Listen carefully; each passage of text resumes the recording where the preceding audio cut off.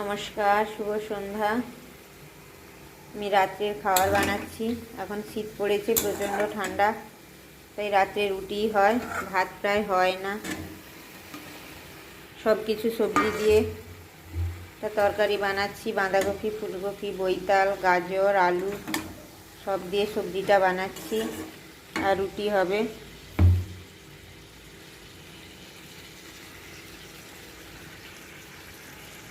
এরপরে আটা মাখবো, রুটি বানাবো।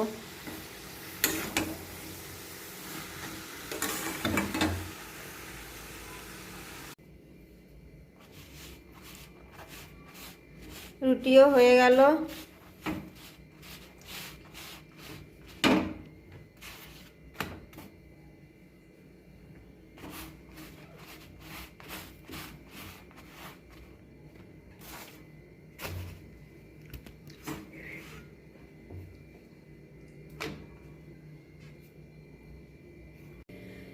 রাতের খাবার কমপ্লিট হয়ে গেছে।